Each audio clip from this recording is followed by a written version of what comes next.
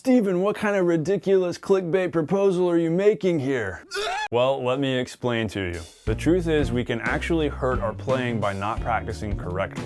This could mean a lot of different things, and I can make a bunch of videos about how to practice well. Today though, we're focusing on one aspect of practicing well, and that is preparing. If you don't properly prepare for a practice session, then your poor practice might fail you when it comes to learning a song and learning a groove well. It could actually worsen your performance.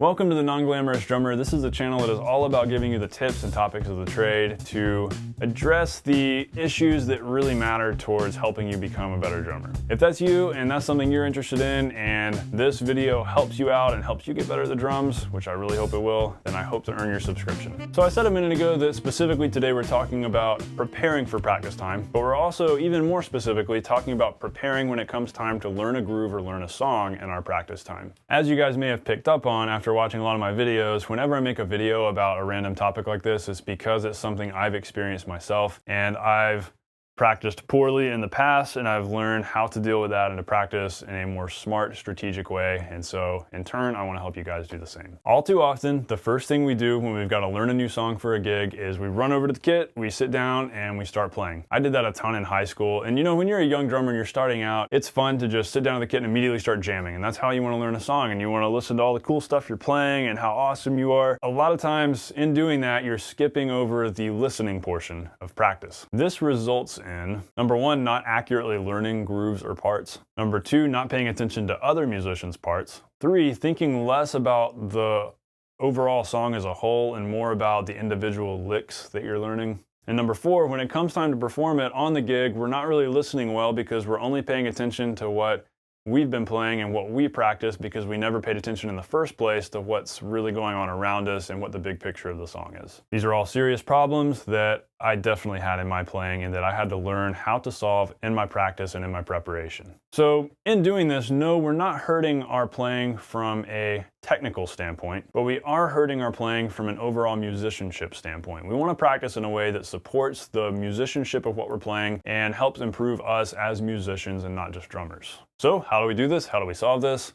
By properly preparing for practice time, like I've said. The benefits of properly preparing are we know exactly what we need to practice. We actually spend less time practicing as a result. We get more results from that practice time because we specifically set goals and worked on those specific things that needed work. Combine these three things together and we've gotten more done in less time. That's always a good thing. So yes, those are general terms. So let's get more specific and talk about how this relates to our learning songs, learning grooves, and practicing. Well, the first thing we've got to do is listen, listen, listen. We've got to prepare for the practice time by listening to the song we're going to learn, listening to the grooves, the parts, the fills, and not just what the drummer is doing on the recording, but what everybody else is doing as well. Understand all those individual parts and how they work together to create the big picture of the song. You may or may not have ever thought about this, but make sure you're paying special attention to the vocal, whoever's singing the song, the lead lines in the song, because those are the melody. That's what really carries the listener through the song. Everything else is there to support that. When you're playing, you want to support the melody. The best way to start is to actually know the melody and actually pay attention to the melody and pay attention to how the singer is singing it so that then you can play your parts to fit that. Doing all of this ahead of time and listening is going to result in some tremendous benefits. You'll know ahead of time which spots need practice, which grooves, which fills, which things you know are going to be a little tricky and that you need to have nailed down so you can execute them well. You won't keep messing up the arrangement over and over because you'll actually know how the song goes ahead of time. You'll have the groove already in your head so that when you sit down to play, you already know how that goes, and so you're not making mistakes right off the bat. The idea here is that we're mentally learning the whole song ahead of time so that when we sit down, we can then work on physically executing in a smooth manner. Mental first, physical second. All right, Steven, so what's some practical application for this? How can we specifically prepare for our practice time? What can I do today or tomorrow to get ready for this gig I've got coming up? Well, start by obviously listening to the song, but write out a basic roadmap chart, just like a intro, verse, chorus, bridge, breakdown, outro, whatever. Write down those parts of the song and then make additional notes to things that you need to play or things that are going on in the song next to those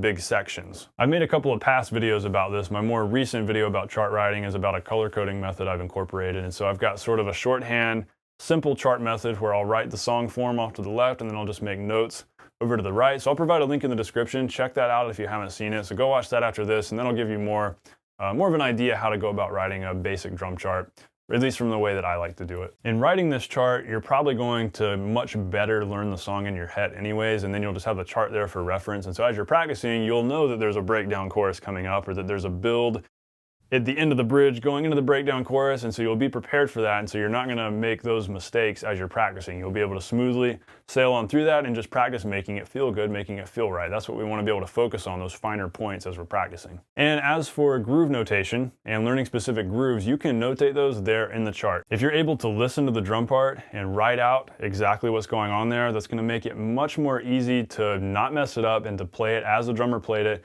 and play that groove correctly. There are a lot of songs where you need to be able to nail that groove and not make up your own thing. There are definitely times for, making adjustments and making the groove your own, but you probably want to know the basic foundation of that groove to begin with. And so write that out, have it in front of you so that you've got it right, so that in your practice time, you can just focus on physically executing that groove, not messing it up over and over again and going back and listening and trying to get it right. We're saving time by doing that first, setting all that straight, then going in and practicing it. So hopefully I didn't lose anybody in this discussion. I think the main takeaway point here is prepare mentally so that then you can execute physically. Mental practice followed by the physical practice. Yes, there will always be those things that you've just got to physically practice. Like sometimes you just got to sit down and practice fills. You've got to sit down and practice playing a groove with a metronome, getting it solid. There are those things that you've got to just practice.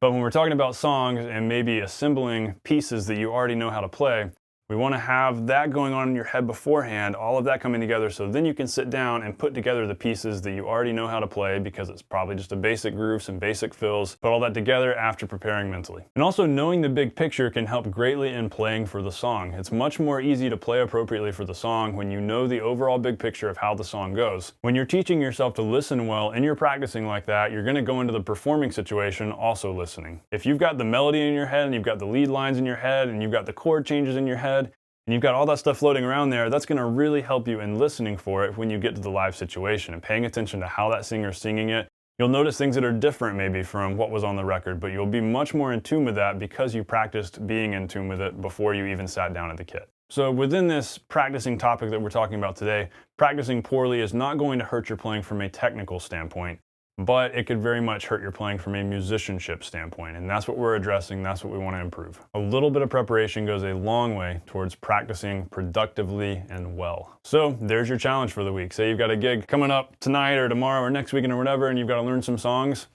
Learn them mentally and then practice executing them physically. Give it a shot, tell me how it goes in the comments, and if you've gone through this before and you've learned a lot of this and you've thought about a lot of this, then tell me how it went for you in the comments. Tell me your process for learning songs. I'm always interested to hear how you guys do things. As always, thanks for watching, and subscribers, thanks for watching my videos and for supporting the channel. And if you're not subscribed yet, I really hope you could learn something today. I hope this is helping you out in your practicing and becoming a better drummer. If you want to join this community of non-glamorous drummers, those of us working on the nitty-gritty stuff just to become better drummers, I hope you'll join the community, and I hope to earn your subscription. Guys, I will see you next week. Take care. Have a great weekend.